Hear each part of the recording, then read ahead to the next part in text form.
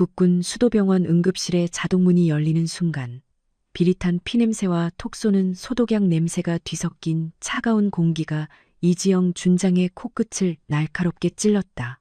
그녀의 군화 굽소리가 또각 복도를 울릴 때마다 분주히 오가던 간호장교들과 의무병들의 시선이 그녀의 어깨 위 찬란한 별, 준장 계급장에 꽂혔다가 황급히 바닥으로 곤두박질 쳤다. 대한민국 육군 최연소 준장, 제707 특수임무단 출신의 전설적인 인간병기, 그리고 현재 수도권 방어를 책임지는 기계화 보병사단의 사단장, 이지영을 수식하는 화려한 명성들과 달리 지금 그녀의 표정은 그 어떤 수식어로도 설명할 수 없을 만큼 차갑게 얼어붙어 있었다. 마치 폭발 직전의 화라산이 억지로 숨을 죽이고 있는 듯한 위태로운 고요함이었다. 사단장님, 오셨습니까? 응급실 당직 군의관이 하얗게 질린 얼굴로 달려와 급히 경례를 붙였다. 이지영은 경례를 받는 둥 마는 둥 하며 군의관을 스쳐 지나쳐 커튼이 쳐진 처치실 안으로 성큼성큼 걸어 들어갔다. 상태는 짧고 건조한 물음이었으나 그 속에 담긴 묵직한 살기에 군의관은 마른 침을 꿀꺽 삼켰다. 김 병장은 두개골 함몰로 인한 뇌출혈이 의심되어 지금 막 긴급 수술실로 들어갔습니다. 최일병과 박상병은 갈비뼈가 4대 이상 부러졌고 안화골절에 비장 파열까지 생명에는 지장이 없으나 당장 선수 생활은커녕 정상적인 보행이 가능할지도 지켜봐야 합니다. 이지영의 시선이 침대 위에 누워있는 부하들을 향해 천천히 옮겨졌다. 퉁퉁 부어올라 형체를 알아볼 수 없는 얼굴, 온몸을 휘감은 붕대 사이로 배어나오는 붉은 선혈, 그리고 고통 속에서 신음조차 제대로 내지 못하고 가쁜 숨만 몰아쉬는 병사들. 불과 몇 시간 전까지만 해도 사단장님, 휴가 잘 다녀오겠습니다 하며 해맑게 웃던 21살, 22살의 꽃 같은 청년들이었다. 이지영이 천천히 손을 뻗어 의식 없이 누워있는 최일병의 손을 잡았다. 굳은 살이 박인 투박한 군인의 손이었지만 지금은 그저 끊어진 인형줄처럼 힘없이 축 늘어져 있었다. 맞잡은 그녀의 손끝이 미세하게 떨려왔다. 누구야? 네, 경찰 쪽에서 1차 조사는 마쳤는데. 군의관이 머뭇거리자 뒤따라 들어온 정보참모가 조심스럽게 태블릿 PC를 내밀었다. 의정부 일대를 주름잡는 조직폭력배 흑곰파 소행입니다. 두목은 박만수 전과 17범입니다. 우리 병사들이 길을 가다가 박만수의 차를 쳐다봤다는 이유로 시비를 걸었고 병사들이 군인 신분이라 대응하지 않고 고개를 숙이자 군발이 새끼들이 쫄았다며 집단 구타를 시작했다고 합니다. 심지어 쓰러진 아이들의 머리를 군 홧발로 짓밟으며 영상을 찍어 SNS에 올리기까지 했습니다. 이지영이 태블릿 화면을 들여다봤다. 흔들리는 영상 속에서 문신을 드러낸 건장한 사내들이 쓰러진 병사들을 둘러싸고 무자비하게 발길질을 해대고 있었다. 야, 이 새끼 맷집 좋네. 군대 밥이 좋긴 좋은가 봐. 으아. 야, 쳐봐. 쳐보라고. 너네 군인이라며. 나라 지킨다며. 근데 왜 깡패 하나 못 이겨서 기어다니냐. 앙? 영상 찍는 자의 조롱 섞인 목소리. 그리고 그 아래로 들려오는 병사의 애원. 잘못했습니다. 살려주십시오. 우드득. 이지영의 손에 들린 태블릿 PC의 액정에 금이 갔다. 강화유리가 비명을 지르며 쩍 갈라졌다. 정보참모가 흠칫 놀라 뒤로 물러섰다. 경찰은 이 새끼들 안 잡아쳐놓고 뭐 했어? 그게 현장에 출동한 지구대원들이 있었지만 흑곰파 놈들이 위협하자 지원 요청을 핑계로 철수했고 나중에 서장급에서 조용히 덮으라는 지시가 내려왔다는 첩보가 있습니다. 박만수가 지역 국회의원과 경찰서장에게 상납하는 돈이 어마어마하다고 합니다. 현재 가해자들은 훈방 조치되어 자기들 아지트인 파라다이스 나이트클럽에서 축하 파티를 벌이고 있다고 합니다. 순간 응급실의 공기가 멈췄다. 이지영은 천천히 고개를 들었다. 그녀의 눈동자는 더 이상 이성적인 인간의 것이 아니었다. 그것은 먹잇감의 목덜미를 노리는 맹수의 눈. 아니 그보다 더 깊고 어두운 심연이었다. 훈방, 축하 파티. 이지영이 입꼬리를 비틀어 웃었다. 소름 끼치도록 아름답고 동시에 공포스러운 미소였다. 그래, 법이 못하면 내가 한다. 국가가 지켜주지 못하면 내가 지킨다. 그녀는 주머니에서 스마트폰을 꺼내 단축번호 1번을 눌렀다. 전차대 대장, 그리고 기보대 대장. 네, 사단장님, 말씀하십시오. 수화기 너머로 들려오는 목소리에 이지영은 나지막이, 그러나 씹어뱉듯이 명령했다. 자다 깨서 미안한데 지금 당장 비상 소집 걸어. K 흑표 전차 전량, K21 장갑차 전량 기동 준비해. 탄약은 실탄으로 적재한다. 고폭탄, 대전차탄 종류별로 꽉 채워. 사단장님, 실탄 적재입니까? 훈련 예정입니까? 상부 보고가. 훈련 아니야. 실전이다. 적군은 의정부 시내 한복판에 진지를 구축하고 있는 흑곰파라는 테러 집단이다. 내 새끼들을 반병신으로 만든 놈들을 섬멸하러 간다. 잠시 무거운 정적이 흘렀다. 대한민국 장군이 사적인 복수, 아니 부하들의 복수를 위해 전차를 몰고 시내로 나간다. 이것은 명백한 군법 위반이자 자칫하면 반란으로 몰릴 수 있는 그야말로 미친 짓이었다. 하지만 수화기 너머의 대대장은 한소희라는 지휘관을 너무나 잘 알고 있었다. 그녀가 한 번 뱉은 말은 죽어서도 지키는 사람이라는 것을. 그리고 그녀가 분노했을 때 그 앞을 막아서는 것이 얼마나 어리석은 짓인지를 뼈저리게 알고 있었던 것이다. 알겠습니다. 10분 내로 영내 대기, 병력 전원 탑승 완료하겠습니다. 목표는 파라다이스 나이트 클럽입니까? 정확해. 그리고 공병대 불러서 바리케이드 칠 준비하라고 해. 경찰차 한 대라도 내 작전 구역에 들어오면 그 즉시 깔아뭉갠다고 전해. 전화를 끄는 한소희는 의식 없는 정일병의 귓가에 입을 가져갔다. 조금만 기다려.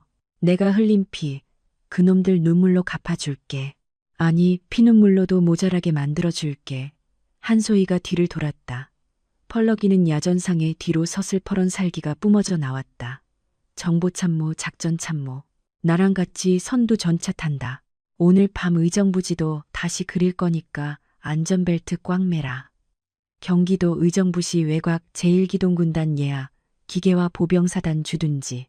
칠흑 같은 어둠이 내려앉은 연병장에서 거대한 엔진음들이 하나둘씩 깨어나기 시작했다. 쿠구궁 쿠아앙. 마치 잠자던 용들이 일제히 포효하는 듯한 굉음이었다. 500마력의 디젤 엔진을 장착한 K2 흑표 전차 30여 대가 시커먼 매연을 내뿜으며 전차호에서 기어 나왔다. 그 뒤를 이어 K21 보병 전투장갑차들이 날카로운 기계음을 내며 대열을 갖췄다. 위병소 근무자들은 입을 다물지 못했다. 전쟁이 난 것도 아닌데 사단 주력 부대가 한밤중에 풀옵션으로 무장하고 정문을 통과하려 하고 있었기 때문이다. 선두 지휘용 K 전차의 포탑 배치 위에는 한소희 준장이 상반신을 내밀고 있었다. 그녀는 야간 투시경을 쓴 채 전방을 주시하고 있었다. 사단장님, 위병소 통과합니다. 경찰 상황실에서 문의가 빗발칩니다. 국방부에서도 무슨 상황이냐고 직통전화를 걸어오고 있습니다. 통신병의 다급한 목소리가 헤드셋을 통해 들려왔다. 무전기 꺼.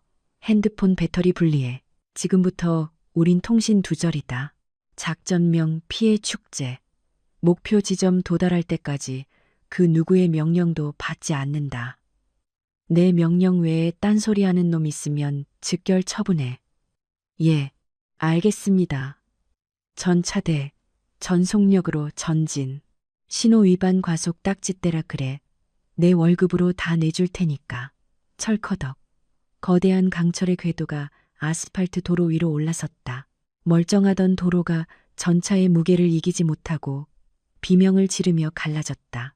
55톤의 쇠덩어리들이 시속 70km의 속도로 도심을 향해 질주하기 시작했다. 그 모습은 마치 지옥에서 기어 올라온 전차 군단 같았다. 의정부 시내는 평화로운 금요일 밤을 즐기고 있었다. 하지만 그 평화는 곧 깨질 운명이었다. 멀리서부터 들려오는 지진 같은 진동 소리에 시민들이 하나둘씩 걸음을 멈추고 바닥을 내려다보았다. 커피숍의 유리창이 미세하게 떨리고 가로등 불빛이 불안하게 깜빡거렸다. 뭐야, 지진인가? 야, 저기 봐, 저게 뭐야? 대로변 교차로 빨간 신호등에 멈춰서 있던 택시기사가 백미러를 보다가 비명을 질렀다. 뒤쪽 어둠 속에서 집채만한 검은 물체가 무서운 속도로 달려오고 있었다. 쾅! 선두 전차가 중앙분리대를 종이장처럼 찢어밟기며 역주행 차선으로 튀어나갔다. 놀란 차들이 급브레이크를 밟으며 여기저기서 경적을 울려댔지만 전차들은 아랑곳하지 않고 그대로 밀고 나갔다. 길을 막는 불법 주차 차량들은 전차 궤도 아래에서 처참하게 찌그러져 캔 깡통처럼 납작해졌다. 한소희는 흔들리는 전차 위에서 파라다이스 나이트클럽의 화려한 네온 사인을 노려보았다. 기다려라. 지옥이 배달 가고 있으니까. 파라다이스 나이트클럽 VIP룸. 한소희의 예상대로 그곳은 광란의 축제 분위기였다. 형님, 아까 그 군발이 새끼 밟을 때 소리 들으셨습니까? 빠드득하고 갈비뼈 나가는 소리가 아주 예술이던데요. 부두목 도끼가 침을 튀기며 무용담을 늘어놓았다. 상석에 앉아 양주를 들이키던 두목 조철용은 킬킬거리며 담배 연기를 길게 내뿜었다. 군바리 새끼들은 밖에서 구르다 와서 맷집이 좋거든. 근데 요즘 애새끼들은 너무 약해 빠졌어. 옛날에는 좀 맞으면 깡이라도 있었는데 살려달라고 비는 꼴이라니. 에잉, 나라 꼴이 말이 아니다. 그치? 맞습니다, 형님. 역시 형님이 진짜 애국자십니다. 그런 약해 빠진 놈들 정신 교육도 시켜주시고 건배나 하시죠. 가라. 오늘 술값은 제가 쏩니다. 충성. 조철용 형님 만세. 쨍. 잔이 부딪히는 순간이었다. 둥둥 테이블 위에 얼음통이 춤을 추기 시작했다. 처음에는 옆방 우퍼 스피커 진동인가 싶었지만 소리의 질이 달랐다. 그것은 건물의 뼈대를 타고 올라오는 묵직하고 거대한 울림이었다. 뭐야? 야, 노래 꺼봐. 조철용이 인상을 찌푸렸다. 음악이 꺼졌지만 진동은 점점 더 커지고 있었다. 아니, 이제는 굉음으로 바뀌어 귀를 때리고 있었다. 쿠쿠구궁 쩌저적. 건물 외벽에서 무언가 갈라지는 소리가 들려왔다. 형님, 밖이 이상합니다. 형님, 웬 탱크가. 창밖을 내다보던 막내가 비명을 지르며 뒷걸음질 쳤다. 탱크. 뭔 개소리야. 약했냐. 조철용이 짜증을 내며 자리에서 일어나려던 찰나였다. 쾅. 세상이 뒤집혔다. VIP 룸이 있던 1층 로비의 통유리 벽면이 폭발하듯 터져나갔다. 엄청난 굉음과 함께 콘크리트 벽이 무너져 내리고 실내는 순식간에 자욱한 회색 먼지로 뒤덮였다. 비싼 대리석 바닥이 지진이라도 난 것처럼 솟아올랐고 화려했던 샹들리에가 바닥으로 곤두박질 쳤다. 조폭들과 접대부들은 비명을 지르며 바닥을 뒹굴었다. 귀가 멍해서 아무 소리도 들리지 않았다. 조철용은 쿨럭거리며 겨우 고개를 들었다. 눈앞이 뿌옇게 흐려 잘 보이지 않았다. 그는 본능적으로 소파 뒤로 몸을 숨겼다. 가스 폭발인가? 테러인가? 먼지가 서서히 걷히면서 뚫린 벽 사이로 거대한 그림자가 모습을 드러냈다. 조철용의 눈동자가 찢어질 듯 커졌다. 그것은 강철로 된 괴물이었다. 국방색 위장무늬가 칠해진 거대한 몸체. 그 위에 달린 길고 굵은 원통형의 포신. 그것이 정확히 룸 한가운데를 가리키고 있었다. 탱크? 말문이 막혔다. 꿈이라고 하기에는 피부에 와닿는 열기와 기름 냄새가 너무나 생생했다. 120mm 활강포의 시커먼 포구가 조철용의 눈앞 불과 3mm 앞에 멈춰섰다. 포탑이 윙하는 기계음을 내며 미세하게 조정되더니 정확히 조철용의 머리통을 조준했다. 그리고 잠시 후 전차 상부의 해치가 열렸다. 칙 유압장치가 빠지는 소리와 함께 자욱한 먼지 구름을 뚫고 한 사람이 걸어 나왔다. 검은 베레모를 삐딱하게 눌러쓴 여자. 전투복 소매를 걷어 올린 팔뚝에는 핏줄이 서 있었고 허리춤에는 권총이, 손에는 묵직한 K21 소총이 들려 있었다. 한소희였다. 그녀는 전차 포신을 밟고 성큼성큼 걸어 내려왔다. 군화가 바닥에 닿을 때마다 유리 조각 으깨지는 소리가 났다. 그녀의 뒤로 완전 무장한 특임대원들이 방독면을 쓴 채 연기 속에서 유령처럼 나타나 신뢰를 포위했다. 수십 개의 붉은 레이저 포인트가 조철룡과 그 부하들의 이마, 가슴, 심장에 촘촘히 박혔다. 콜록콜록, 누누구? 조철룡이 덜덜 떨리는 목소리로 물었다. 다리에 힘이 풀려 일어설 수도 없었다. 의정부의 밤을 지배한다던 황제의 위엄은 온데간데 없었다. 한소희가 조철룡 앞 테이블에 털썩 걸터 앉았다. 그리고 쓰고 있던 선글라스를 천천히 벗었다. 차갑게 가라앉은 눈동자가 조철룡을 꿰뚫었다. 안녕, 의정부 곰돌이 새끼야. 그녀가 피식 웃었다. 하지만 그 웃음에는 온기가 전혀 없었다. 내 새끼들 때린 손이 아주 맵다던데 그 손맛 좀 보러 왔다. 군인, 당신 제정신이야? 여기가 어딘 줄 알고 탱크를 몰고 와. 이거 불법이야. 내가 누군 줄 알아? 서장 나오라고 해. 공포가 극에 달하자 오히려 악다구니가 터져나왔다. 조철룡은 홱 소리를 지르며 품에서 휴대폰을 꺼내려 했다. 단 한 발의 총성. 조철룡의 손에 들려있던 최신형 스마트폰이 박살나며 파편이 사방으로 튀었다. 으악, 내 손. 조철룡이 손을 감싸쥐고 바닥을 굴렀다. 손가락이 날아간 건 아니었지만 충격으로 손바닥이 찢어져 피가 흘렀다. 한소희는 여유롭게 소총의 총구를 조철룡의 턱 밑에 들이밀었다. 어디서 어른이 말씀하시는데 폰질이야. 한소희가 총구로 조철룡의 턱을 쳐올리며 눈을 맞췄다. 서장 불러, 국회의원 다 불러, 대통령 할아버지가 와도 너는 오늘 내 손에 죽어.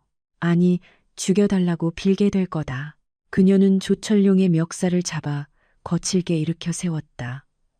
자, 이제 선택해. 여기 있는 120mm 대전차 포탄을 입에 물고 터질래? 아니면 내 병사들한테 했던 것처럼 똑같이 밟혀볼래? 한소희의 등 뒤에서 K 흑표 전차의 엔진이 부응하고 으르렁거렸다. 마치 주인의 분노에 호응하듯 전차가 당장이라도 조철룡을 깔아뭉갤 기세로 궤도를 들썩였다. 조철룡은 그제야 깨달았다. 자신이 건드려서는 안 될 국가라는 이름에 진짜 폭력을 건드렸다는 것을. 그의 바지가 축축하게 젖어 들어가기 시작했다. 살려주십시오. 시키는 거 다 하겠습니다.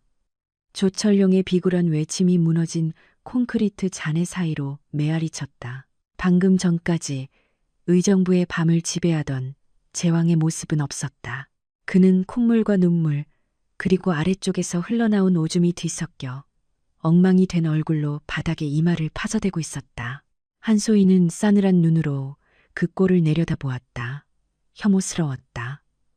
고작 이런 자들에게 내 부하들이 피투성이가 되었다는 사실이 더더욱 그녀의 화를 돋웠다.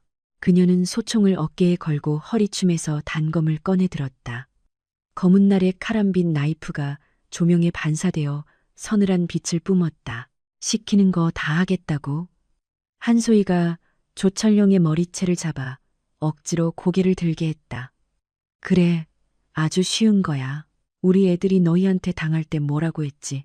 살려달라고 빌었다? 아니지. 군인이라 민간인 못 때린다고 그냥 맞고만 있었어. 너희는 낄낄대며 그걸 즐겼고. 그녀의 손길이 거칠어졌다. 전원 대가리 박아. 네.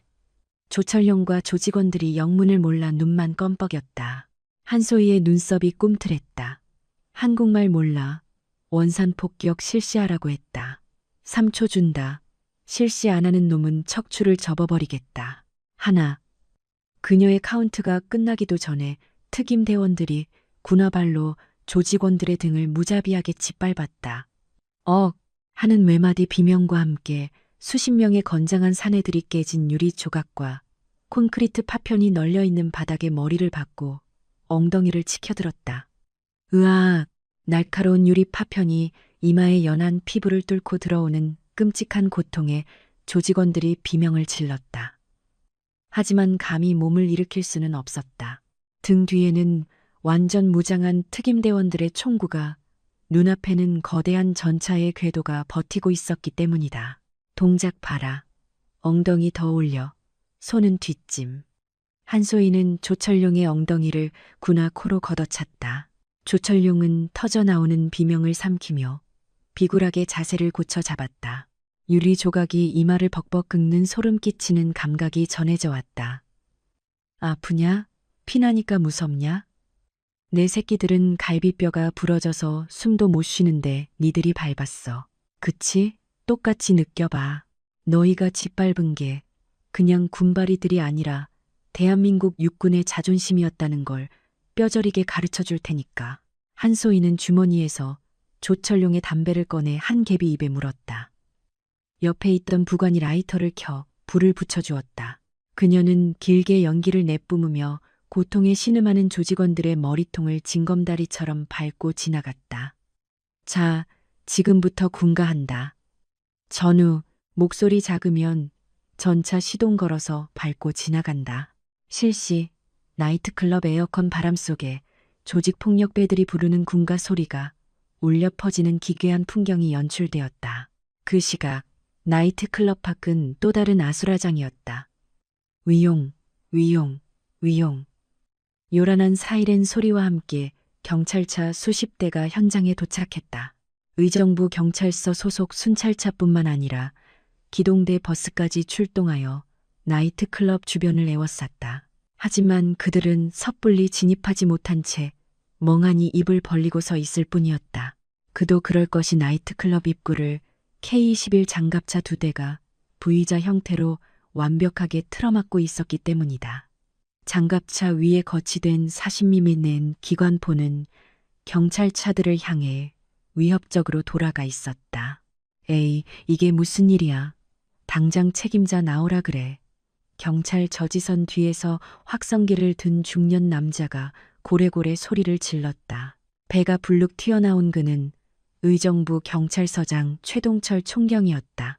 흑곰파 조철룡에게서 매달 두둑한 봉투를 챙기던 바로 그 뒷배였다. 최 서장은 기가 막혔다. 깡패들 싸움도 아니고 군대가 탱크를 몰고 시내 한복판에 나타나다니. 이건 자신의 관할구역에서 일어난 전대미문의 사태였다.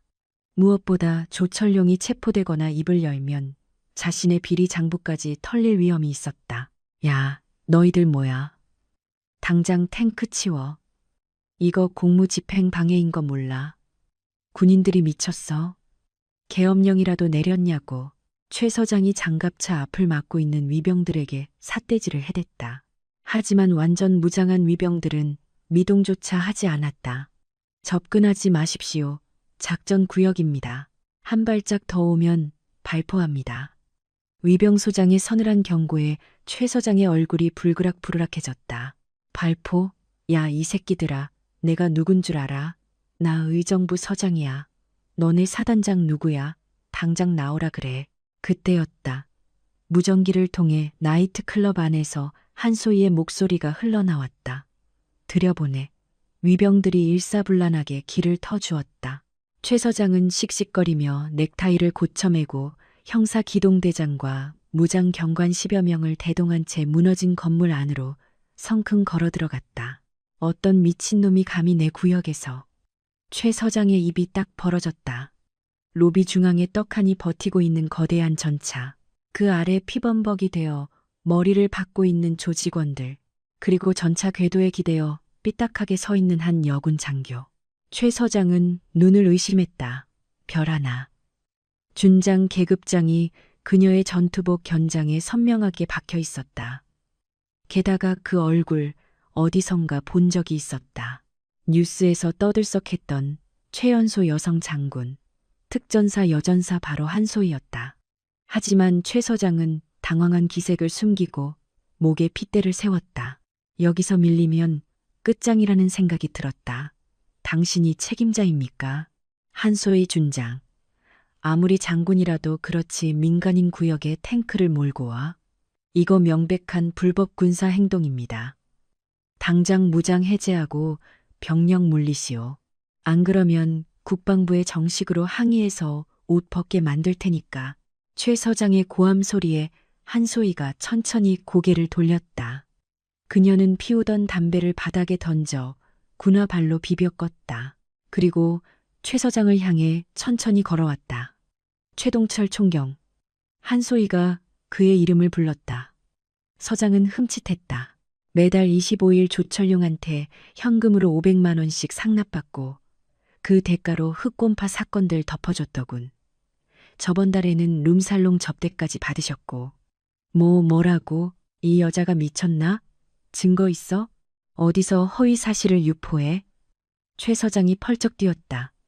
하지만 등 뒤로는 식은땀이 흐르기 시작했다. 증거? 여기 조철용이 불게 만들면 그만이지. 한소희가 가볍게 손가락을 튕기자 대기하던 정보 참모가 두툼한 서류 봉투 하나를 심상민 서장 발치에 던졌다. 봉투 입구가 열리며 쏟아져 나온 사진들에는 심 서장이 조철용과 희희낙낙하며 악수를 나누고 두둑한 돈 봉투를 건네받는 장면이 적나라하게 찍혀 있었다. 감히 군 정보망을 우습게 본 처참한 결과였다. 이 정도 증거면 단순히 옷 벗는 걸로 안 끝날 텐데 감방 가셔야지. 에이, 이건 조작이야. 함정이라고. 감히 경찰을 사찰해? 너희들 이거 감당할 수 있을 것 같아. 내가 경찰청장님께 바로 보고 올릴 거야. 심 서장은 핏대를 세우며 악을 썼고 뒤에 서 있는 무장 경관들을 향해 고래고래 소리쳤다. 뭐 하고 있어? 이 군인놈들 전부 현행범으로 체포해. 특히 저 여자 당장 수갑 채워. 심 서장의 닭달에 경찰들이 주춤거리며 테이저건과 삼단봉을 꺼내 들었다. 순식간에 분위기가 험악해지며 군인과 경찰이 서로에게 총구를 겨누는 사상 초유의 사태가 벌어지기 직전이었다. 체포? 한소희가 기가 차다는 듯 헛웃음을 터뜨렸다. 재밌네. 어디 한번 해봐. 그녀가 손을 번쩍 들어 올리자 등 뒤에 버티고 있던 K 흑표 전차의 포탑이 위압적인 구동음을 내며 회전했다. 120mm 주포의 포구가 정확히 심 서장과 경찰들의 머리통을 겨냥했다.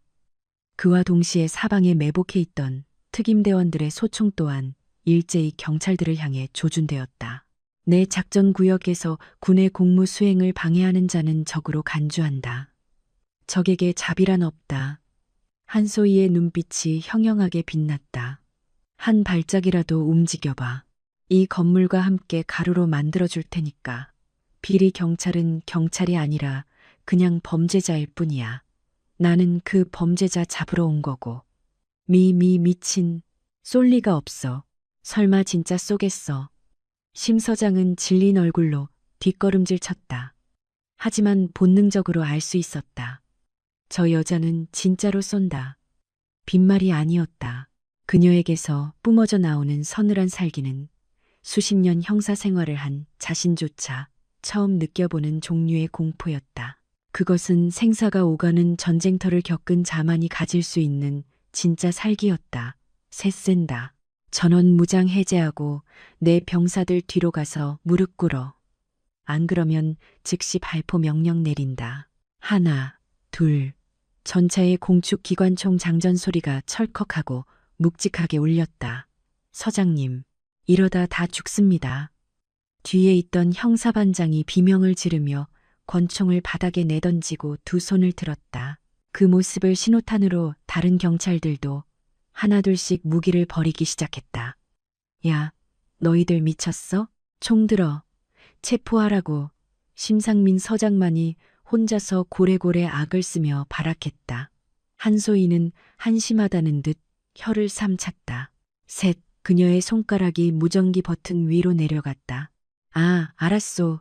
알았다고. 항복한다고. 심 서장이 결국 두 손을 번쩍 들고 와들와들 떨며 무릎을 꿇었다. 바닥에 처박혀 있던 조철용과 눈이 마주쳤다. 두 사람의 눈빛에는 똑같은 절망과 공포가 서려 있었다. 한소희는 무전기를 들어 입에 댔다.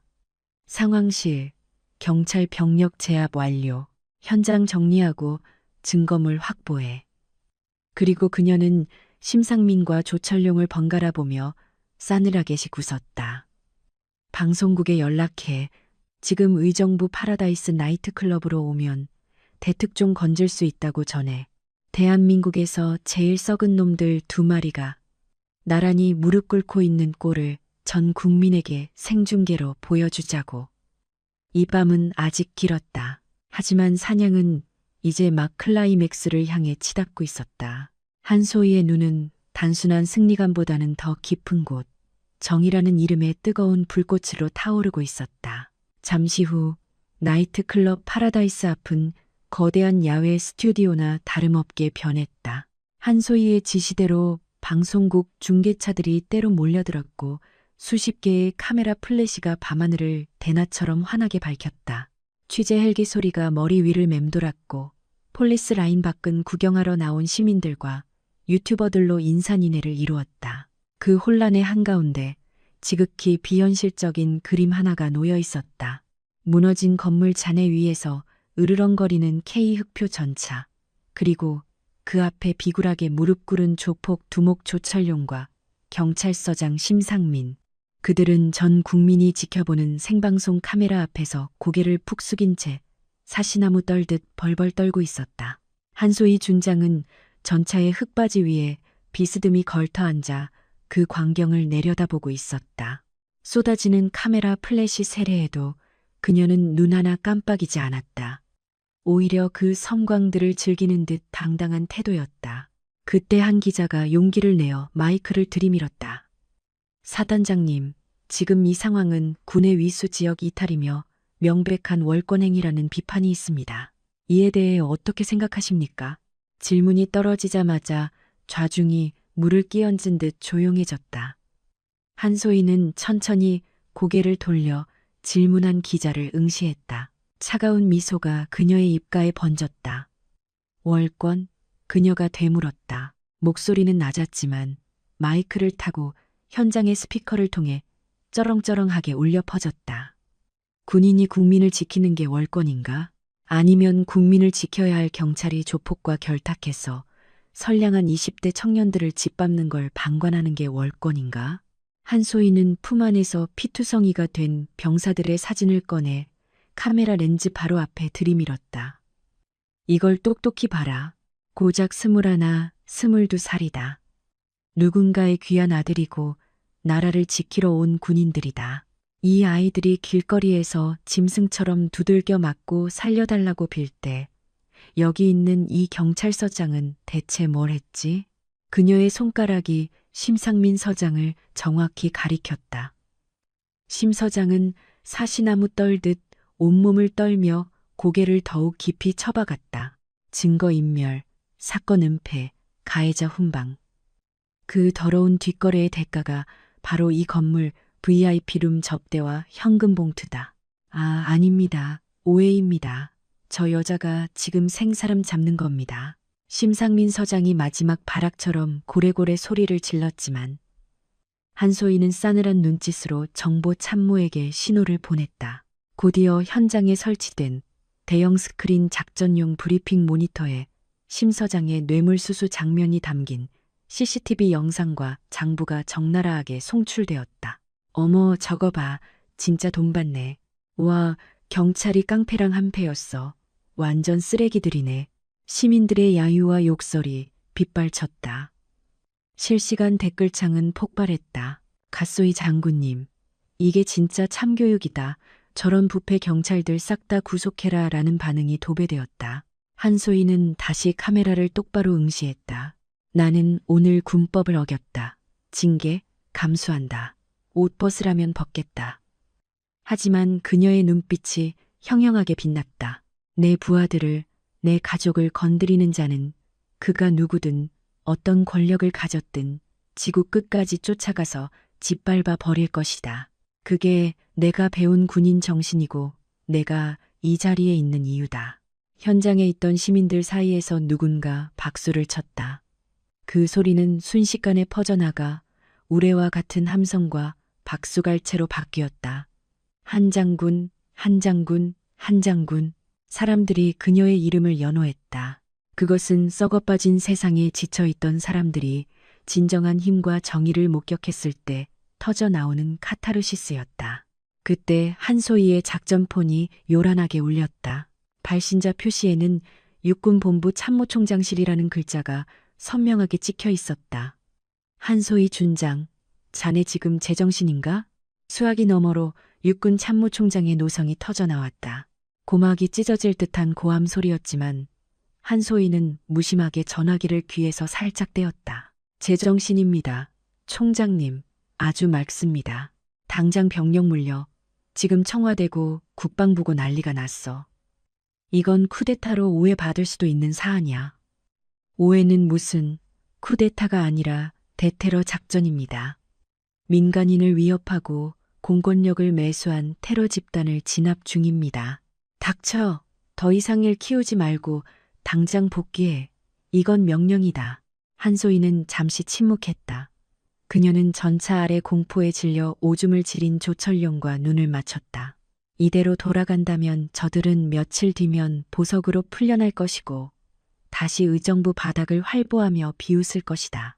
군발이 별거 아니네라고 떠들면서 총장님, 그래 알았으면 당장 명령 불복종하겠습니다. 뭐라고? 이 작전의 끝은 제가 정합니다. 제 아이들의 피값을 다 받아내기 전까진 전차 시동 절대 안 끕니다.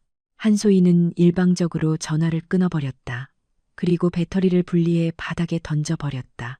작하고 부서지는 소리가 결연했다. 그녀는 전차장석 마이크를 잡았다. 전차대 들어라. 상부에서 복귀 명령 떨어졌다. 하지만 난 안 간다. 여기서 멈추면 우리는 그냥 깡패들한테 화풀이하고 도망가는 패잔병이 된다. 끝장을 본다. 나를 따를 놈만 남고 겁나는 놈은 지금 시동 끄고 내려라. 처벌은 내가 다 받는다. 잠시 후 무전기에서 전차대장의 목소리가 들려왔다. 사단장님, 저희가 누굽니까? 사단장님 호위무사들 아닙니까? 지옥 끝까지라도 따라가겠습니다. 명령만 내려주십시오. 좋아. 한소희는 입꼬리를 올렸다. 그리고 조철룡을 향해 손짓했다. 야, 조철룡, 너 이 건물 내 명의로 된 거 맞지? 예, 제 건데요. 조철룡이 덜덜 떨며 대답했다. 불법 도박장, 성매매 알선, 마약 유통의 본거지. 이딴 더러운 소굴이 시내 한복판에 있다는 게 말이 안 되지. 한소희는 전차 해치 안으로 쏙 들어갔다. 전차 철갑탄 장전. 철컥 육중한 장전 소리가 들렸다. 조철룡의 눈이 뒤집혔다. 안 돼, 내 전 재산이야 으아악. 목표 파라다이스 나이트클럽 건물 전체. 1층 기둥부터 날린다. 한소희의 눈이 망원 조준경에 고정되었다. 발사. 쾅. 120mm 주포가 불을 뿜었다. 엄청난 후폭풍과 함께 나이트클럽 건물의 메인 기둥이 과자 부스러기처럼 박살났다. 으악. 조철룡과 심상민 서장은 바닥에 납작 엎드려 비명을 질렀다. 하지만 그것은 시작에 불과했다. 2호차, 3호차 사격 개시. 쾅, 쾅. 수십 대의 전차가 일제히 포문을 열었다. 조직의 본거지였던 5층짜리 건물이 순식간에 벌집이 되어갔다. 콘크리트 덩어리가 비 오듯 쏟아져 내렸고 화려했던 간판은 산산조각이 났다. 그것은 단순한 파괴가 아니었다. 지난 수십 년간 이 지역을 지배해온 악의 상징이 물리적으로 해체되는 순간이었다. 건물은 굉음을 내며 와르르 무너져 내렸고 먼지가 가라앉았을 때 그곳엔 폐허만이 남았다. 무너져 내린 폐허 앞에서 조철룡은 넋이 나간 표정으로 주저앉아 있었다. 자신의 왕국이 평생을 바쳐 쌓아 올린 모든 것이 압도적인 무력 앞에 한 줌의 먼지가 되어 사라져 버린 것이다. 이제 좀 상황 파악이 되나? 한소희가 전차 해치 밖으로 몸을 내밀며 차갑게 일갈했다. 이게 내 놈이 감히 건드린 힘의 크기다. 돈, 권력, 그딴 건 내 포탄 한 방이면 흔적도 없이 사라지는 거야. 다시는 내 눈에 띄지 마라. 조철룡은 대답조차 하지 못한 채 바지에 오줌을 지리며 그 자리에서 기절해 버렸다. 한소희는 그 추한 몰골을 뒤로 한 채 붉게 물들어가는 새벽 여명을 응시했다. 긴 밤이 끝나가고 있었다. 작전은 종료되었다. 현장 수습은 뒤늦게 도착한 헌병대와 상급 부대 병력에게 인계되었다. 조철룡과 조직원들은 전원 구속되었고 심상민 서장을 비롯한 부패 경찰 라인은 현장에서 긴급 체포되어 압송되었다. 한소희는 헌병대 차량에 타라는 권유를 뿌리치고 자신의 지휘 차량인 레토나에 올랐다. 그녀가 향한 곳은 사령부가 아닌 아이들이 있는 국군 수도병원이었다. 병원 복도는 적막만이 감돌았다. 새벽에 푸르스름한 빛이 창문을 통해 들어와 하얀 바닥을 비추고 있었다. 한소희는 먼지와 화약 냄새가 짙게 밴 전투복 차림 그대로 중환자실 앞에 섰다. 씻지도 못해 얼굴에는 검댕이 묻어 있었지만 그녀에게 그런 건 중요하지 않았다. 사단장님. 복도를 지키던 행보관이 울먹이며 경례를 올렸다.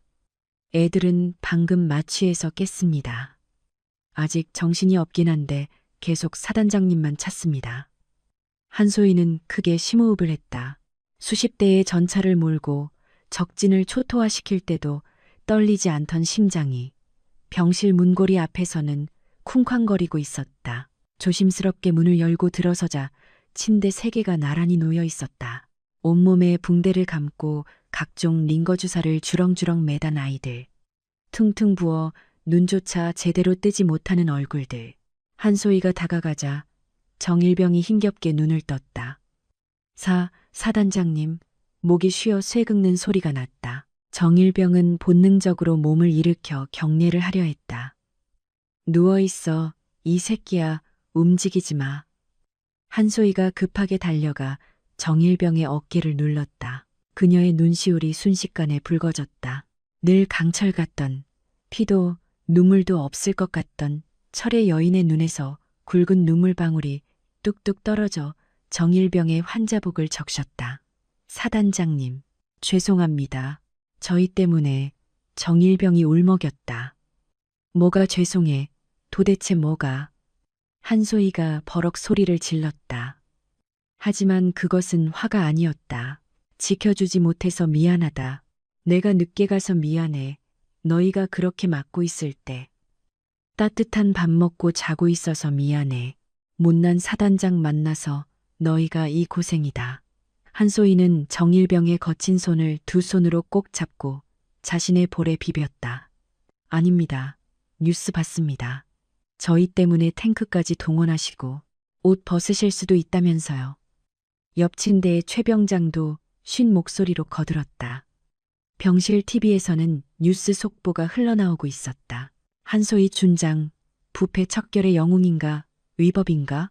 시민들 한소희 구명운동 서명, 100만 돌파. 한소희는 눈물을 쓱 닦으며 피식 웃었다. 엉망이 된 얼굴이었지만 그 어느 때보다 따뜻한 미소였다. 옷, 그까짓 게 뭐 대수냐. 너희 억울한 거 풀었으면 됐지. 내가 말했지. 내 새끼들 건드리면 다 죽여버린다고. 나 약속 지켰다. 흑. 사단장님 감사합니다. 진짜 감사합니다. 병사들은 아이처럼 엉엉 울기 시작했다. 육체적 고통보다 자신들이 버려지지 않았다는 사실, 최고의 지휘관이 자신들을 위해 모든 것을 걸고 싸워줬다는 사실이 그들의 가슴을 뜨겁게 만들었다. 한소희는 아이들의 머리를 하나하나 쓰다듬어 주었다. 울지 마. 군인은 함부로 눈물 보이는 거 아니야. 그리고 너희 잘못 없어. 너희는 끝까지 군인답게 참았고 명예를 지켰어. 내가 너희를 자랑스러워하는 만큼 너희도 자신을 자랑스러워해라. 그때 병실 문이 열리고 707 시절 동료이자 지금은 그녀의 부관인 박소령이 들어왔다. 사단장님, 청와대에서 연락이 왔습니다. 대통령께서 직접 통화를 원하십니다. 징계가 아니라 표창을 수여하고 싶으시답니다. 여론이 압도적입니다. 한소희는 창밖을 바라보았다. 붉게 떠오르는 태양이 병실을 환하게 비추었다. 그녀는 잡고 있던 병사의 손을 토닥여주며 자리에서 일어났다. 밥 먹으러 가자. 배고프다. 너네도 낫기만 해. 사단장이 소고기 배 터지게 사줄 테니까. 병사들의 눈물 젖은 얼굴에 옅은 미소가 번졌다. 한소희는 전투복 매무새를 고치고 병실을 나섰다. 그녀의 등 뒤로 아침 햇살이 비쳤다. 그 뒷모습은 그 어떤 거대한 전차보다 더 든든하고 거대해 보였다. 그녀는 더 이상 단순한 지휘관이 아니었다. 그녀는 그들에게 그리고 국민들에게 진정한 강철의 꽃이었다. 새벽 4시 나이트클럽 파라다이스의 잔해 위로 자욱한 먼지가 채 가라앉기도 전이었다. 현장은 이미 국방부 조사본부와 군사경찰단 특수임무대에 의해 완전히 봉쇄되어 있었다. 한소희 준장은 전차 궤도 옆에 서서 담배 한 개비를 피우고 있었다. 그녀의 주변으로 검은 정장을 입은 사내들 수십 명이 포위망을 좁혀오고 있었다. 그들은 일반 헌병이 아니었다. 군 내부의 경찰이자 장군들도 벌벌 떤다는 군사안보지원사령부 요원들이었다. 한소희 준장입니까? 검은 정장의 사내 안보사 수사처장 민 대령이 차가운 목소리로 물었다. 보면 몰라. 대한민국의 여자 투스타가 흔한가? 한소희는 담배 연기를 길게 내뿜으며 피식 웃었다. 민대령의 미간이 찌푸려졌다. 국방부 장관님의 특별 지시입니다. 위수지역 이탈, 무단 병력 운용, 민간시설 파괴 및 상관 명령, 불복종 혐의로 긴급 체포합니다. 계급장 떼십시오. 민대령의 신호와 함께 요원들이 한소희의 양팔을 거칠게 낚아챘다. 나 이거나 내 발로 간다. 한소희가 팔을 뿌리치며 저항했지만 건장한 요원 넷이 동시에 달라붙어 그녀를 제압했다. 그들은 마치 테러리스트를 다루듯 그녀의 손목에 수갑을 채웠다. 차가운 금속의 감촉이 살을 파고들었다. 사단장님.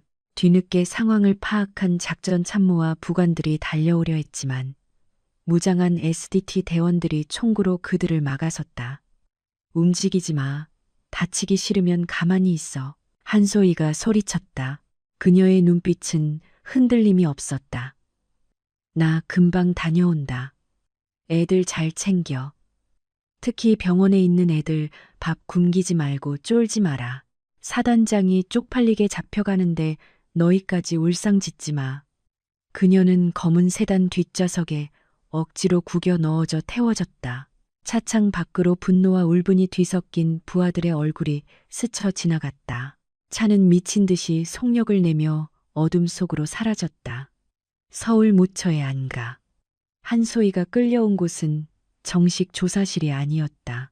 지도에도 나오지 않는 군 내부에 불순 분자를 처리하거나 은밀한 조작을 위해 사용되는 지하 벙커였다. 창문 하나 없는 회색 방, 철제 책상과 의자 하나가 전부인 그곳에서 시간은 의미를 잃었다. 앉아. 민대령이 서류 뭉치를 책상 위에 던졌다. 한소희 너 하나 때문에 지금 청와대 안보실장 목이 날아가게 생겼어. 국방부 장관님은 혈압으로 쓰러지셨고 네가 무슨 영웅이라도 된 줄 알지. 천만의 말씀. 너는 그냥 조직을 망가뜨린 암덩어리야. 조직을 망가뜨린 건 내가 아니라 깡패한테 돈 받고 병사들 팔아넘긴 썩은 군인들이겠지. 한소희의 대꾸에 민대령이 책상을 콱 내려쳤다. 입 다물어. 네가 건드린 게 누군지 알아. 조철용 뒤에 있는 김기철 의원. 그 사람은 빙산의 일각이야. 그 뒤에 연결된 방산 업체들, 군 원로의 선배님들. 네가 쏜 포탄 한 방이 그분들의 밥그릇을 닦겠다고. 민대령은 빔 프로젝터를 켰다. 화면에는 병원에 입원 중인 병사들의 사진과 그들의 가족들 사진이 떴다. 한소희의 눈동자가 흔들렸다. 뭐 하는 짓이야? 가족은 건드리지 않는 게 룰 아니었나? 룰. 내가 먼저 깼잖아. 탱크로 밀어버리는 게 룰인가? 민 대령이 비릿하게 웃으며 한소희의 귓가에 속삭였다. 선택해. 이 모든 건 네가 심신미약 상태에서 벌인 우발적 범행이고 병사들이 먼저 시비를 걸어서 욱하는 마음에 그랬다고 진술 썼어. 그리고 조용히 옷 벗고 정신병원으로 가. 미쳤어. 병사들한테 죄를 뒤집어 씌우라고? 안 그러면 저 병사들 근무지 이탈 및 민간인 폭행 치상으로 군사재판에 넘길 거야. 흑곰파 애들이 진단서 끊어놨거든. 전치 8주, 12주, 쌍방 폭행으로 몰아가면 그만이야. 너 때문에 네 부하들이 빨간 줄 긋고 인생 망치는 꼴 보고 싶어. 한소희는 입술을 깨물었다. 비린내가 입안에 퍼졌다. 자신의 안위는 상관없었다. 하지만 아이들, 그 꽃다운 청춘들이 범죄자가 된다는 건 견딜 수 없는 고통이었다. 비겁한 새끼들. 군대는 원래 비겁한 거야. 이기기 위해서라면 민대령이 볼펜을 한소희의 손에 쥐어주었다. 써, 사단장으로서 마지막 명령을 내려야지. 부하를 살릴지 아니면 같이 죽을지. 한소희의 손이 부들부들 떨렸다. 하얀 종이 위로 펜이 닿을락 말락했다. 늑대의 목에 보이지 않는 족쇄가 채워지고 있었다. 한소희가 갇혀있는 동안 바깥 세상은 거대 권력의 시나리오대로 돌아가고 있었다. 언론은 하루아침에 태도를 바꿨다. 김기철 의원과 연결된 언론사들이 자극적인 헤드라인을 쏟아냈다. 충격, 한소희 준장 과거 우울증 치료 기록 발견, 병사들의 일탈이 부른 참사, 사단장의 과잉 충성이 낳은 비극, 전차 기동으로 인한 도로 파손 및 시민 불안 가중 피해액 수십억 원. 진실은 교묘하게 편집되었다. 흑곰파가 병사들을 구타하는 영상은 사라지고 병사들이 술집 근처를 배회하는 CCTV 장면만 악의적으로 유포되었다. 여론은 반반으로 갈라졌다. 그래도 깡패 잡은 건 잘했다는 측과 군인이 민간인 구역에서 난동을 부린 건 쿠데타라는 측이 팽팽하게 맞섰다. 하지만 진짜 위기는 군 내부에서 찾아왔다. 한소희의 사단, 제7기 동사단에는 살벌한 감찰 바람이 불었다. 사단장 8호 분류된 장교들은 줄줄이 보직 해임되거나 타부대로 좌천되었다.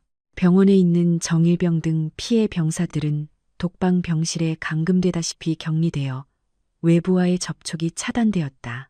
한편 안가지와 감방 한소희는 3일째 잠을 자지 못하고 있었다. 눈이 멀 것 같은 강력한 서치라이트가 24시간 내내 한소희를 비췄고 서대령은 기계처럼 1시간 간격으로 들이닥쳐 똑같은 질문을 퍼부으며 그녀의 정신을 갉아먹었다. 쓰라고. 내가 미쳐서 그랬다고. 한소희는 칠해진 얼굴로 바닥만 응시했다. 식사도 거부한 채 물만 마시며 버티고 있었다. 그녀의 머릿속에는 오직 하나. 어떻게 해야 내 새끼들을, 아이들을 지킬 수 있을까? 라는 생각뿐이었다. 그때 철문이 열리고 낯익은 얼굴들이 들어왔다. 국방부 장관이었다. 하지만 그는 혼자가 아니었다. 그의 뒤에는 육군 참모총장, 그리고 오태석 의원이 서 있었다. 한준장 꼴이 말이 아니군. 오태석 의원이 혀를 찼다. 그는 의자를 가져와 한소희 앞에 앉았다. 내 나이트클럽 날려먹고 속이 좀 시원하던가. 그 건물 보험 처리도 안 돼서 내가 손해가 막심해. 그래도 자네 덕분에 불필요한 꼬리들을 자를 수 있어서 고맙게 생각하네. 조철용. 그 멍청한 놈은 감방에서 자살할 거야. 유서도 이미 써놨고. 한소희가 고개를 번쩍 들었다. 당신들 사람이냐? 사람이지. 아주 힘있는 사람. 자, 이쯤에서 거래를 끝내자고. 자네 부하들이 쓴 진술서야. 오태석이 서류 몇 장을 흔들었다. 저희가 먼저 걸었습니다. 사단장님은 평소 감정 조절에 문제가 있었습니다. 아주 잘 썼더군. 물론 약간의 설득 과정이 있었지만. 거짓말 마. 내 새끼들이 그럴 리 없어. 한소희가 소리를 지르며 달려들려 했지만 의자에 묶인 수갑 때문에 넘어지고 말았다. 바닥에 처박힌 그녀의 눈에서 뜨거운 눈물이 쏟아졌다. 이미 끝난 싸움이야. 내일 오전 10시 대국민 담화 발표가 있을 거네. 자네가 모든 걸 인정하고 사퇴하는 걸로. 그러면 병사들은 선처해 주지. 안 그러면 알지. 그들은 비웃음을 남기고 방을 나갔다. 텅 빈 방에 홀로 남겨진 한소희는 차가운 바닥에 얼굴을 묻고 오열했다. 하지만 그들이 간과한 것이 하나 있었다. 한소희는 혼자가 아니었다. 그녀가 707 특임대 시절부터 생사고락을 함께했던 그림자 같은 전우들이 움직이기 시작했다는 사실을. 그 시각 서울 시내의 한 허름한 PC방, 후드티를 뒤집어 쓴 남자가 타다닥 키보드를 두드리고 있었다. 그는 한소희의 옛 부관이자 현역 정보사령부 소속인 강소령이었다. 그는 휴가 중이라는 핑계로 잠적하여 독자적인 작전을 수행 중이었다. 찾았다. 강소령의 모니터에 복구된 파일 하나가 떴다. 그것은 파라다이스 나이트클럽 지하 서버에서 백업된 클라우드 데이터였다. 한소희가 건물을 폭파하기 직전 작전 참모에게 눈짓으로 지시했던 그것이었다. 오태석 의원 뇌물장부, 경찰청장 통화 녹음, 그리고 결정적으로 사건 당일 룸살롱 내부를 찍은 고화질 CCTV 영상이 있었다. 거기에는 병사들이 일방적으로 구타당하는 장면뿐만 아니라 오태석 의원의 보좌관이 현장에 와서 조철용에게 확실하게 밟아놓으라고 지시하는 장면까지 고스란히 담겨 있었다. 사단장님, 조금만 버티십시오. 판 뒤집으러 갑니다. 강소령은 USB를 주머니에 넣고 자리에서 일어났다. 그러나 PC방 입구에는 이미 낌새를 챈 검은 양복들이 진을 치고 있었다. PC방 뒷골목, 비가 추적추적 내리고 있었다. 강소령은 막다른 골목에 몰렸다. 앞을 막아선 건 안보사 요원 5명과 오태석 의원이 고용한 전문 해결사들이었다. 좋은 말로 할 때 그거 내놔. 강소령 너도 연금은 받아야 할 거 아니야? 해결사 리더가 잭나이프를 꺼내들며 킬킬거렸다. 강소령은 후드를 벗고 손목을 풀었다. 연금, 난 그런 것보다 우리 누나 억울한 거 못 보는 성격이라서. 강소령의 눈빛이 변했다. 그는 단순한 장교가 아니었다. 707 시절 한소희와 함께 대테러 작전을 수행했던 인간 병기였다. 덤벼, 뼈 부러질 각오하고. 퍽, 우당탕, 좁은 골목길에서 처절한 육탄전이 벌어졌다. 수적인 열세였지만 강소령은 정확하고 치명적인 급소 타격으로 적들을 하나둘씩 쓰러뜨렸다. 하지만 상대도 만만치 않았다. 쇠파이프가 그의 등을 강타했고 칼날이 옆구리를 스치고 지나갔다. 강소령이 무릎을 꿇었다. 피가 빗물에 섞여 흘러내렸다. 해결사 리더가 그의 머리채를 잡고 쇠파이프를 높이 쳐들었다. 잘 가라. 그 순간이었다. 붕, 끽, 검은색 승합차 한 대가 골목 입구로 돌진해 들어오더니 해결사들을 향해 그대로 들이받을 듯이 멈춰섰다. 문이 열리고 휠체어 하나가 굴러떨어지듯 내려왔다. 그리고 목발을 짚은 병사들이 뒤따라 내렸다. 병원에서 탈출한 정일병과 동료들이었다. 그리고 운전석에서는 사복을 입은 한소희 사단의 작전 참모박 대령이 내렸다. 강소령님, 타십시오. 정일병이 소리쳤다. 몸도 성취하는 병사들이었지만 그들의 눈에는 도끼가 서려 있었다. 그들은 손에 링거 거치대와 소화기를 들고 있었다.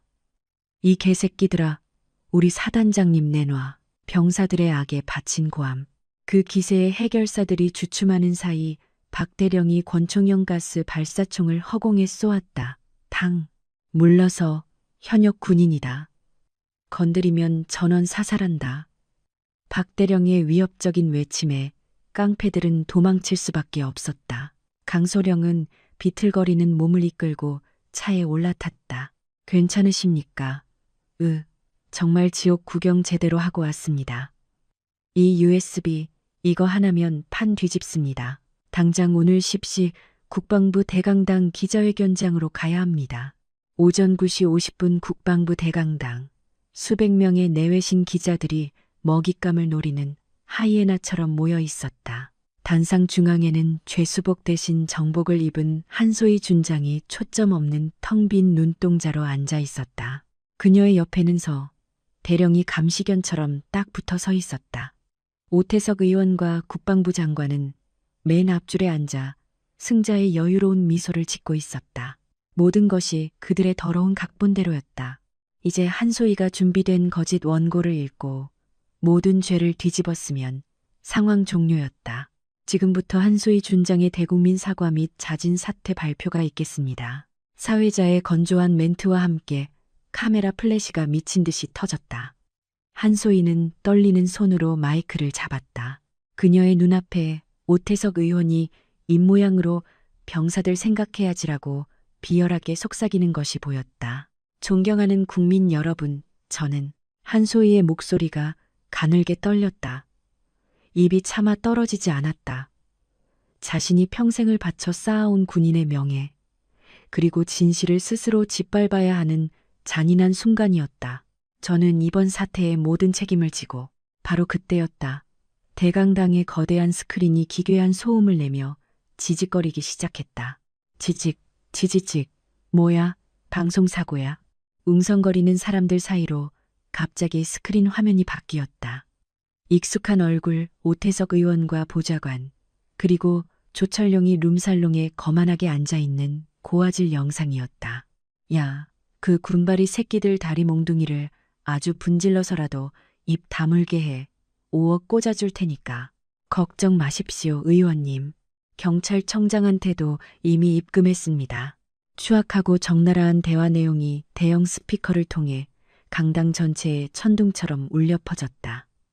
오태석 의원의 얼굴이 순식간에 백지장처럼 하얗게 질렸다. 꺼. 당장 꺼. 저거 안 꺼? 대령과 안보사 요원들이 방송실로 뛰어가려 했지만 문은 굳게 잠겨 있었다. 쾅! 강당 뒷문이 거칠게 열리고 붕대를 칭칭 감은 병사들과 임대령, 그리고 피투성이가 된 윤소령이 비틀거리며 걸어 들어왔다. 한소희의 눈이 휘둥그레졌다. 너희들, 정일병이 절뚝거리며 단상 앞으로 걸어 나왔다. 그는 기자들을 향해 목에 핏대를 세우며 소리쳤다. 거짓말입니다. 사단장님은 잘못 없습니다. 사단장님은 저희를 구해주신 겁니다. 여기 증거가 다 있습니다. 현장은 순식간에 아수라장이 되었다. 기자들은 대특종을 잡기 위해 미친 듯이 셔터를 눌러댔고 오태석 의원은 뒷문으로 도망치려다 성난 시민들에게 붙잡혔다. 한소희는 멍하니 그 광경을 바라보았다. 절망의 끝자락에서 그녀의 아이들이, 그녀의 자랑스러운 부하들이 그녀를 구하러 온 것이다. 그녀는 마이크를 다시 꽉 잡았다. 그리고 옆에서 안절부절 못하면서 대령의 명치를 팔꿈치로 강력하게 가격해 쓰러뜨렸다. 한소희는 당당하게 일어섰다. 그녀의 눈에 다시 생기가, 아니 전장을 지배하던 맹수의 광채가 돌아왔다. 들었나? 이게 진실이다. 그녀는 카메라를 정면으로 응시하며 서리빨 같은 목소리로 선언했다. 지금부터 진짜 재판을 시작한다. 나를 심판하려던 자들. 이제 내가 너희를 심판하겠다. 강당을 가득 메운 플래시 세례 속에서 한소희 준장의 입꼬리가 사납게 올라갔다. 그것은 반격의 서막이자 사냥의 시작을 알리는 신호탄이었다. 국방부 대강당은 거대한 용광로처럼 끓어오르고 있었다. 스크린을 통해 오태석 의원과 조철룡의 추악한 뒷거래 영상이 재생되자 좌중의 침묵은 순식간에 분노의 함성으로 바뀌었다. 저거 끄라니까. 다 조작이야. 딥페이크라고. 오태석 의원이 단상 위로 뛰어올라가 스크린을 가리려 발악했다. 하지만 그 추태는 생중계 카메라를 통해 전 국민의 안방으로 고스란히 송출될 뿐이었다. 한소희 준장은 천천히, 아주 천천히 단상 중앙으로 걸어 나왔다. 그녀의 걸음걸이에는 더 이상 망설임도 패배감도 없었다. 그녀는 마이크를 잡고 있던 오태석의 손목을 강하게 낚아챘다. 아직 내 재판 안 끝났는데 어딜 가십니까? 그녀의 무시무시한 악력에 오태석이 비명을 질렀다. 이거 놔. 이 자식 감히 국회의원 몸에 손을 대. 내가 누군지 알아? 알지. 뇌물수수, 청부 폭행교사, 그리고 국가안보를 좀먹는 기생충. 한소희는 오태석을 거칠게 밀어붙여 바닥에 처박았다. 그리고 그 위로 쏟아지는 카메라 플래시를 향해 사자후를 토했다. 군 검찰관, 당장 이자를 현행범으로 체포해. 증거는 차고 넘치니까. 현장에 있던 군사 경찰들이 머뭇거렸다. 상대는 여당 실세 의원이었다. 하지만 그때 강당 뒷문이 열리며 서울중앙지검 특수부 검사들과 수사관들이 들이닥쳤다. 여론이 뒤집힌 것을 감지한 검찰이 꼬리 자르기를 위해, 아니 살기 위해 전광석화처럼 움직인 것이었다. 오태석 씨 뇌물수수 및 정치자금법 위반 혐의로 긴급 체포합니다. 수갑이 오태석의 손목에 차갑게 채워졌다. 이거나, 야 국방장관, 자네 뭐하고 있어? 내가 시킨 대로 했잖아. 질질 끌려가던 오태석이 국방장관을 향해 악을 썼다. 그 한마디로 국방장관과 육군 참모총장의 얼굴은 사색이 되었다. 그들 역시 공범임이 만천하에 드러나는 순간이었다. 일주일 뒤 대한민국 역사상 유례없는 군사재판이 열렸다. 피고인은 한소희 준장. 죄목은 군형법 위반 및 항명. 하지만 법정 분위기는 그녀를 죄인이 아닌 구국의 영웅으로 대우하고 있었다. 방청석은 한소희 준장을 응원하는 시민들로 발 디딜 틈 없이 가득 찼고, 법원 밖에는 수만 명의 인파가 운집해 무죄 석방을 연호하고 있었다. 검찰관 측은 마지막 발악을 시도했다. 존경하는 재판장님, 피고인의 동기가 아무리 숭고했다 해도 절차를 무시하고 전차를 기동한 것은 명백한 위법입니다. 이를 처벌하지 않으면 군의 지휘 체계가 송두리째 무너집니다. 검찰관의 논리에 재판장이 한소희에게 최후 진술 기회를 주었다. 한소희는 피고인석에서 천천히 일어나 방청석 맨 앞줄에 앉아있는 자신의 아이들 정일병, 최병장, 강상병을 바라보았다. 녀석들은 정복을 말끔하게 차려입고 걱정스러운 눈빛으로 그녀를 응시하고 있었다. 절차. 한소희가 무겁게 입을 열었다. 검찰관님 말씀이 맞습니다. 저는 절차를 어겼습니다. 상부의 명령도 묵살했습니다. 군인으로서 실격일지도 모릅니다. 장내가 술렁거렸다. 하지만 그 절차라는 것이 내 부하들이 피를 흘리며 죽어가는데도 뒷짐지고 구경하는 것이라면, 그 지휘 체계라는 것이 썩어 빠진 권력자들의 비위를 맞추기 위해 존재하는 것이라면 저는 100번이고 1000번이고 다시 어길 겁니다. 한소희의 목소리에 서슬퍼런 힘이 실렸다. 군대는 국가를 지키기 위해 존재합니다. 그리고 그 국가는 바로 국민입니다. 제게는 저 병사들이 국민이었고 목숨 바쳐 지켜야 할 국가였습니다. 국가가 위기에 처했을 때 구하러 가는 것, 그것이 제가 배운 유일한 절차이자 절대적인 명령입니다. 그녀는 재판장석을 향해 절도 있는 거수경례를 올렸다. 판결, 달게 받겠습니다. 하지만 부끄럽지는 않습니다. 정적. 그리고 누군가 박수를 치기 시작했다. 1명, 2명. 이내에 법정 전체가 떠나갈 듯한 기립 박수로 가득 찼다. 심지어 적대하던 검찰관조차 고개를 숙이고 있었다. 마침내 재판장의 판결이 내려졌다. 피고인 한소희, 위수 지역 이탈 등 일부 혐의는 인정되나 이는 급박한 위난을 피하기 위한 정당방위 및 자구행위에 해당하며 그 목적이 부하보호와 사회 정의 구현에 있었음이 인정된다. 또한 이후 밝혀진 거대 권력형 비리를 척결하는 데 지대한 공을 세운 점을 참작하여 선고한다. 재판장이 잠시 뜸을 들였다. 피고인 한소희에게 선고유예를 판결한다. 또한 즉시 원대 복귀할 것을 명한다. 와, 법정이 함성으로 뒤덮였다. 사실상의 무죄 판결이었다. 정일병과 병사들은 서로를 부둥켜 안고 펑펑 울었다. 한소희는 씩 웃으며 그들에게 다가갔다. 울지 마라. 촌스럽게. 하지만 말과 달리 한소희의 눈가도 촉촉하게 젖어 있었다. 이것은 단순한 승리가 아니었다. 정의가 살아있음을, 그리고 진심은 반드시 통한다는 것을 증명해낸 기적이었다. 계절은 2번 바뀌어 가을이 되었다. 제7기동군단 연병장은 황금빛으로 물든 은행나무 잎들이 흩날리고 있었다. 그동안 많은 것이 변했다. 오태석 의원과 그 일당은 전원 실형을 선고받고 감옥에 수감되었다. 국방장관과 참모총장은 불명예 전역했고 군 내부에는 대대적인 개혁의 바람이 불었다. 사람들은 이를 한소희 효과라고 불렀다. 그리고 오늘 사단 연병장에서는 특별한 행사가 열리고 있었다. 바로 피해 병사들의 만기 저녁식이었다. 정현수 병장, 최동현 병장, 강철우 병장. 사건 당시 일병, 상병이었던 그들은 어느새 모두 병장이 되어 저녁 모자를 쓰고 단상 위에 서 있었다. 그들의 몸에는 아직 희미한 수술 자국들이 남아 있었지만 표정만큼은 그 어느 때보다 밝고 늠름했다. 한소희 중장 소장에서 진급했다. 이 단상에 올랐다.